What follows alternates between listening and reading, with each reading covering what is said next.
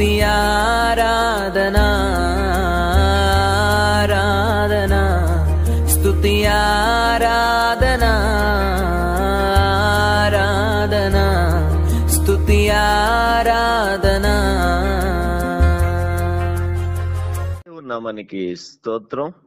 ఈ మొబైల్ స్తుతి ఆరాధనలో దేవునితో సమయాన్ని గడుపుతున్న ఉదయకాలమే ప్రభువును కలుసుకుంటున్న మీ అందరికీ, గ్రూప్ లో ఉన్న సేవకులకు, విశ్వాసులైన సహోదరి సహోదరులకు ప్రభు పేరట నా నిండు వందనాలు తెలియపరుస్తున్నాను.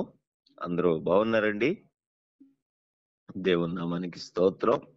ఈరోజు మనం ధ్యానించబోయే అంశము మీరందరూ చూసే ఉంటారు.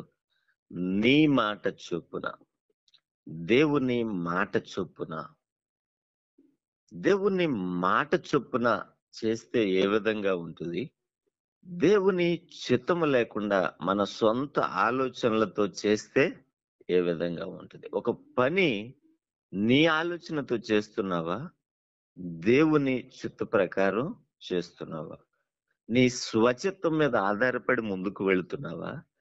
దేవుని చిత్తము చొప్పున ముందుకు వెళుతున్నా? నీ మాట చొప్పున, దేవుని మాట చొప్పున, యేసు ప్రభు చెప్పిన మాట చొప్పున అడుగులేస్తే ఏమయ్యింది? యేసు ప్రభు లేకుండా తమ సొంత ఆలోచనలతో వెళితే ఏమయ్యింది? సహజంగా మనం చూస్తుంటాం అనేక మందిని. మన జీవితాల్లో కొన్నిసార్లు ఆ పరిస్థితి గుండా వెళుతూ ఉంటాం. ఎంతో కష్టపడుతున్నాం బ్రదర్, అయినా చినిగిన గోనె సంచిలో పోసిన చిల్లర వలె మా కుటుంబం ఉంటుంది. చాలా కష్టపడుతున్నాం, కానీ ఆర్థికంగా అస్తవ్యస్తంగానే మా పరిస్థితులు ఉంటున్నాయి. చాలా ప్రయాసపడుతున్నాం, ప్రణాళికలు వేస్తున్నాం, చాలా ఆలోచనలు చేస్తున్నాం, కానీ అభివృద్ధిని చూడలేకపోతున్నాం. ఎన్నో విధాలుగా ప్రయత్నాలు చేస్తున్నాం, మేము ఆర్థికంగా బలపడలేకపోతున్నాం. ఇలాంటి పరిస్థితులు సహజంగా మనం చూస్తుంటాం. ఈ పరిస్థితుల గుండా మనం వెళుతూ ఉంటాం. చాలా కష్టపడుతున్నాం, చాలా ప్రయాసపడుతున్నాం, చాలా ప్రయత్నాలు చేస్తున్నాం, కానీ సక్సెస్ కాలేకపోతున్నాం. పరిశుద్ధ గ్రంథంలోనూ వారు సొంత ఆలోచన మీద చాలా కష్టపడి ఏమీ ప్రయోజనం పొందక యేసు ప్రభు మాట చొప్పున విస్తారమైన దీవెనలు పొందుకున్న ఒక ఉదంతాన్ని మనం చూస్తాం కదా. లూకా సువార్త 5వ అధ్యాయము, లూకా సువార్త 5వ అధ్యాయము 5వ వచనంలో మనం చూస్తున్నాం. సీమోను, ఏలినవాడ, రాత్రి అంతయు మేము ప్రయాసపడితిమి గాని మాకేమియు దొరకలేదు. రాత్రంతా మేము కష్టపడ్డాం, మాకేమీ దొరకల. కష్టపడ్డారు, ప్రతిఫలాన్ని చూడలేకపోయారు. రాత్రంతా మేము కష్టపడ్డాం. దీన్ని మనం ఆలోచన చేస్తే ఈ సీమోను, పేతురు, యోహాను, యాకోబు వీళ్ళు జాలర్లండి. చేపలు ఎలా పట్టాలో, ఎప్పుడు పట్టాలో, ఎక్కడ పట్టాలో వీళ్ళకి బాగా తెలుసు. వారు నేర్పర్లు అనొచ్చేమో కదా. చాలా సార్లు ఈ సరస్సులో చాలా సార్లు వాళ్ళు చేపలు పట్టారు, వాళ్ళకి చాలా అనుభవం ఉంది. రాత్రంతా మేము కష్టపడ్డాం, మాకేమీ దొరకలా, మాకేమీ దొరకలా. అయినను నీ మాట చొప్పున వలలు వేతునని ఆయనతో చెప్పాను. రాత్రంతా మేము కష్టపడ్డాం, ఏమీ దొరకలే. చేపలు పడేది రాత్రి వేళల్లో, పగలు చేపలు దొరకవు, రాత్రి దొరుకుతాయి. కాబట్టి సహజంగా మనకు తెలుసు, ఆ జాలర్లో నిద్ర కాసి రాత్రి సముద్రంలోకి వెళ్ళి చేపలు పట్టుకోవడం, పొద్దున్న అవి తీసుకొచ్చుకుని మార్కెట్లో అమ్ముకోవడం మనకు తెలుసు. అందుకే వాళ్ళు రాత్రి వెళ్ళారు, మంచి మంచి వలలు తీసుకొని వెళ్ళుంటారు, పగడ్బందీ ఏర్పాట్లతో వెళ్ళుంటారు కదా. వాళ్ళు రాత్రంతా ప్రయాసపడ్డారు, ఏమీ దొరకలా. పొద్దున్నే నిరాశతో ఆ వలలన్నీ క్లీన్ చేసుకుంటూ ఉన్నారు, శుభ్రం చేసుకుంటూ ఉన్నారు. అప్పుడు యేసు ప్రభు వచ్చాడు. యేసు ప్రభు వచ్చి సీమోనుదైన యొక్క దోణి ఎక్కి దరి నుండి కొంచెం త్రోయమని అతన్ని అడిగి కూర్చుండి దోణిలో నుండి జన సమూహములకు బోధించుచుండెను. ఆ దోణిలో నుండి యేసు ప్రభు పరలోక రాజ్య సువార్తను బోధించాడండి. ఆయన బోధించుట చాలించిన తరువాత, నీవు దోణిను లోతునకు నడిపించి చేపలు పట్టుటకు మీ వలలు వేయుడని సీమోనుతో చెప్పాడు. బోధించుట చాలించిన తరువాత దేవుని పని జరిగిన పిమ్మట సువార్త సేవ ఎంత ప్రాముఖ్యమో మనం ఇక్కడ చూస్తున్నాం. దేవుని రాజ్య వార్త ప్రకటించబడిన తరువాత నీ జీవితంలో, నా జీవితంలో దేవుని రాజ్య సువార్త ప్రకటన అత్యంత ప్రాముఖ్యమండి. కేవలం సేవకులు మాత్రమే ప్రకటిస్తారు. అది సేవకుల పని అనుకోవడం అది సబబు కాదండి. రక్షింపబడిన యేసు ప్రభు ప్రేమను తెలుసుకున్న నీ పైన, నా పైన ఆ బాధ్యత ఎంతైనా ఉంది. దేవుని ప్రేమను ప్రకటించవలసిన బాధ్యత. ఈ ప్రేమ గల యేసు ప్రభు గురించి నీతోటి వారికి, నీతో ఉన్న వారికి, నువ్వు ఎవరితో మాట్లాడుతున్నావో వారికి యేసు ప్రభు యొక్క ప్రేమను తెలియచేయవలసిన బాధ్యత నీపై, నాపై ఎంతైనా ఉంది. ఒక మాట, ఈ రోజు మొత్తంలో నువ్వెవరితో కలుస్తున్నావో వారందరితో ఏదో ఒక విధంగా యేసు ప్రభు ప్రేమ గురించి చెప్పాలండి. ఏ టాపిక్ మీ ఇద్దరి మధ్య నడుస్తూ ఉన్నా, ఏ విషయం గురించి మీరు మాట్లాడుతూ ఉన్నా, ఏదో ఒక విధంగా యేసు ప్రభు యొక్క ప్రేమను తెలియపరచాలి. ప్రతి ఒక్కరికి యేసు ప్రభు ప్రేమను మనం తెలియపరిచేవారిగా ఉండాలి, పంచేవారిగా ఉండాలి. దేవుని ప్రేమను ప్రకటించేవారిగా మనం ఉండాలి. ఆయన రాజ్య సువార్త ప్రకటింపబడిన మీదట, బోధించుట చాలించిన తరువాత, నీవు దోణిను లోతునకు నడిపించి చేపలు పట్టుటకు మీ వలలు వేయుడని సీమోనుతో చెప్పగా బోధించుట చాలించిన తరువాత, దేవుని వాక్యము ప్రకటించబడిన మీదట వీరికి కావలసిన అవసరతను యేసు ప్రభు చూస్తున్నాడండి. వీరు నిరాశలో ఉన్నారని తెలుసు, ఎంతో కష్టపడి అలసిపోయి ఉన్నారని కూడా తెలుసు. కానీ దేవుని వాక్యానికి అక్కడ యేసు ప్రభు ప్రాధాన్యత ఇచ్చినట్లుగా మనం చూస్తున్నాం. దేవుని వాక్యం బహు విలువైనది. నీ జీవితంలో, నా జీవితంలో ఆ వాక్యము ప్రకటించేవారిగా మనం ఉండాలని దేవుడు ఆశిస్తున్నాడు. దేవుని వాక్యాన్ని ప్రకటించేవారిగా మనం ఉంటున్నామా? దేవుని వాక్యం ప్రకటించబడిన మీదటే యేసు ప్రభు ఇప్పుడు మీ దోణిలు వేయండి అంటున్నాడు. ఇప్పుడు మీరు లోతునకు నడిపించి మీ దోణిలు వేయండి అంటున్నాడు. దోణిలు లోతునకు నడిపించి, ఇక్కడ లోతు అనే పదాన్ని చూస్తున్నాం కదా. లోతు, దీన్ని ఆత్మీయంగా మనం తీసుకుంటే మన ఆత్మీయ జీవితంలో లోతునకు నడిపించబడితేనే దేవుని పని చేయగలం, దేవుని కొరకు జీవించగలం, దేవుడు చెప్పింది మనం చేయగలం. లోతునకు నడిపించి పైకి భక్తిగా, తరువాత వారిష్టం వచ్చినట్లుగా ఆదివారం భక్తి, మిగిలిన రోజులు వారిష్టానుసారంగా. సహజంగా ఈ కేటగిరీ మనం చూస్తూ ఉన్నాం కదా. దేవుని మందిరంలో అత్యంత భక్తిపరురాలుగా ఉండడం, ఆ మందిరాన్ని విడిచిపెట్టి మరలా బయటకు వచ్చిన తర్వాత యథావిధిగా లోతునకు, మన ఆత్మీయ జీవితంలో ఇది చాలా ప్రాముఖ్యమండి. నీ ఉన్న ఆత్మీయ స్థితి నుండి లోతునకు నడిపించబడితేనే దేవుని కార్యాలు చూడగలం, దేవుని ఆశీర్వాదాలు పొందుకోగలం, పొందుకోగలవు. లోతునకు, నీవు ఉన్న స్థితి నుంచి మరికొంచెం ఆత్మీయంగా లోతుకు నడిపించబడితేనే దేవుడు నీ కొరకు దాచి ఉంచిన శ్రేష్టమైన ఆశీర్వాదాలను, దీవెనలను నీవు పొందుకోగలవు. లోతునకు నడిపించి లోతునకు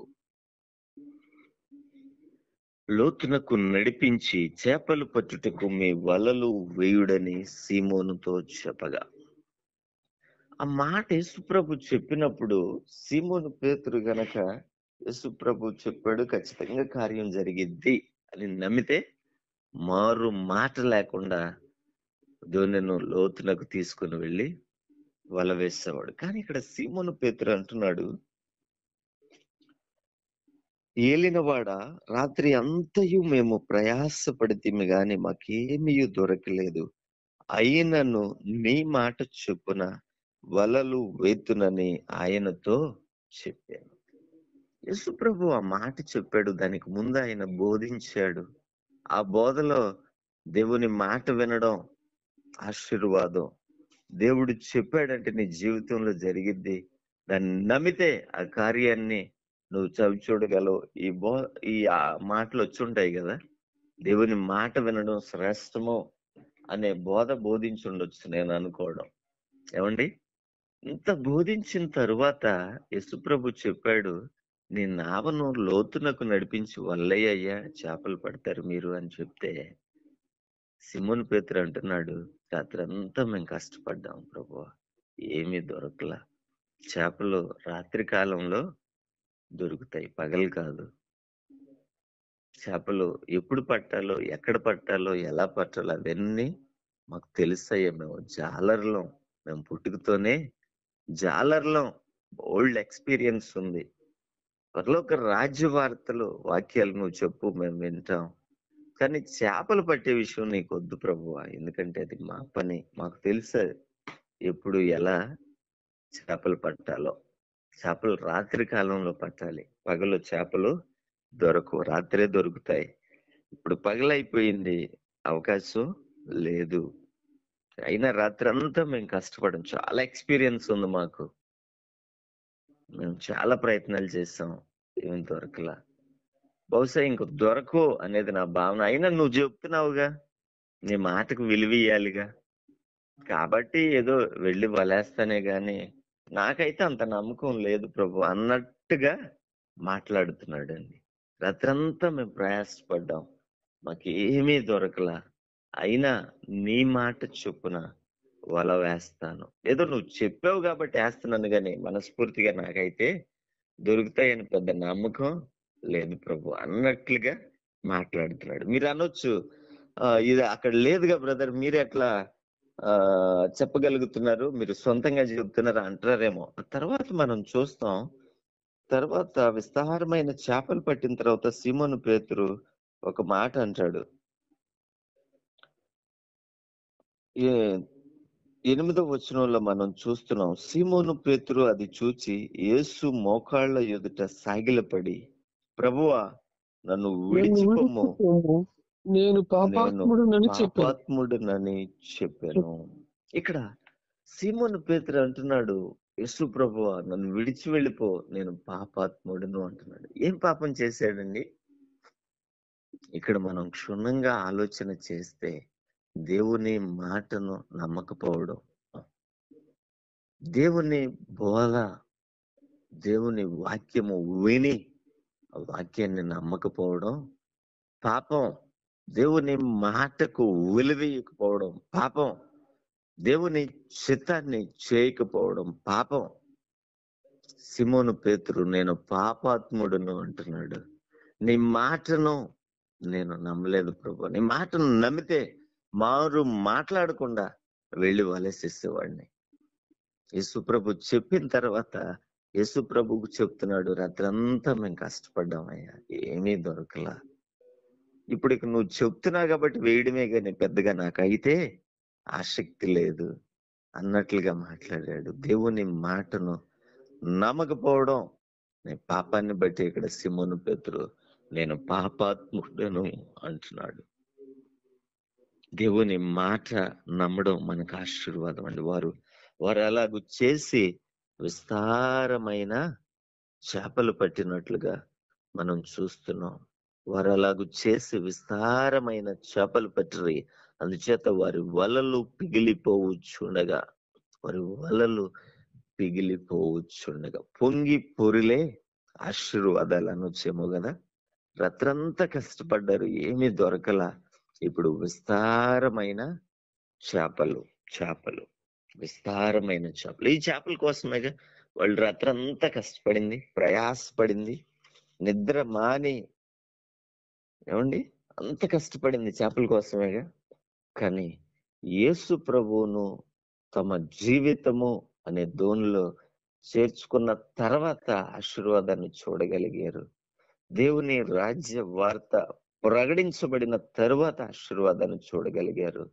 దేవుడు లేకుండా వారు ఒంటిగానే ప్రయాసపడి ఏమీ ఫలితాన్ని పొందుకోలేకపోయారు. ఈరోజు మన జీవితంలో దేవుడు మనతో ఉంటేనే మన ప్రయత్నాలు ఆశీర్వదించబడతాయి, మన పనులు దీవించబడతాయి, మన కుటుంబంలో సమాధాన సంతోషములు మనం చూడగలం. దేవుడు లేకుండా, దేవుని వాక్యము మన హృదయంలో లేకుండా మనం ఏమీ సాధించలేం. దేవుని మాట మన జీవితంలో ఎంత అద్భుతమైన కార్యాలు చేస్తుందో మనం ఇక్కడ చూస్తున్నాం. రాత్రంతా కష్టపడ్డారు, మోస్ట్ ఎక్స్పీరియన్స్డ్ అండ్ స్కిల్డ్ వాళ్ళు జాలర్లు, అయినా ఏమీ ఫలితాన్ని చూడలేకపోయారు. యేసు ప్రభు మాట చొప్పున వారు ప్రయత్నం చేశారు, విస్తారమైన చేపలు పట్టారు. మొదట లేమి, దేవుని మాట తర్వాత విస్తారమైన కలిమి. ఈరోజు నీ జీవితం కూడా లేమి స్థితి గుండా వెళుతుందేమో. ప్రియ సహోదరి సహోదరుడా, ప్రభు పేరట దేవుని దాసునిగా తెలియపరుస్తున్నా, దేవుని మాట నీ జీవితంలో పనిచేస్తున్నట్లయితే, దేవుని మాటకు నువ్వు విలువిచ్చినట్లయితే, దేవుని చిత్తానికి తలొగ్గినట్లయితే, నీ జీవితంలో అద్భుత కార్యాలు చేయడానికి నా దేవుడు సిద్ధంగా ఉన్నాడు. ఎంతో కష్టపడుతున్నావేమో, ప్రయాసపడుతున్నావేమో, నానా రకాలుగా ప్రయత్నాలు చేస్తున్నావేమో, ఏది ఫలితాన్ని సాధించలేకపోతుందేమో. కానీ దేవునికి చోటిచ్చి చూడు. నీ జీవితం అనే నావలోనికి యేసు ప్రభును చేర్చుకొని అప్పుడు ప్రయత్నం చేయి. దేవుని వాక్యానికి విలువిచ్చి, వాక్యానికి లోబడి, వాక్యానుసారంగా, దేవుని చిత్తానుసారంగా అడుగులు వేయి. విస్తారమైన ఆశీర్వాదాలు నీ కొరకు దాచబడి ఉన్నాయి. విస్తారమైన ఆశీర్వాదాలు నువ్వు పొందుకోవాలనే దేవుడు నీకు తెలియపరుస్తున్నాడు. దేవుని మాట చొప్పున, నీ మాట చొప్పున వల వేస్తా అన్నాడు. విస్తారమైన చేపలు పట్టాడు. అంటే ఆ మాటలో ఉన్న శక్తే కార్యాన్ని జరిగించగలిగింది. నీ మాట చొప్పున వల వేస్తాను. ఒకవేళ ఆ మాటని వెళ్ళి వల వేసాడండి, ఏమీ పడలా. అప్పుడు యేసు ప్రభు వైపు ఒకలాగా చూసేవాడు కదా పేతురు. నేను ముందే చెప్పాను కదా ప్రభువా, రాత్రంతా మేము ప్రయత్నం చేసాం, ఏం అవలా, ఇప్పుడు కూడా అవదని నాకు ముందే తెలుసు, అయినా నువ్వు చెప్పావని ఏదేసే గాని అది అవదని నాకు తెలుసు అన్నట్లుగా ఒక రకంగా చూసేవాడు కదా.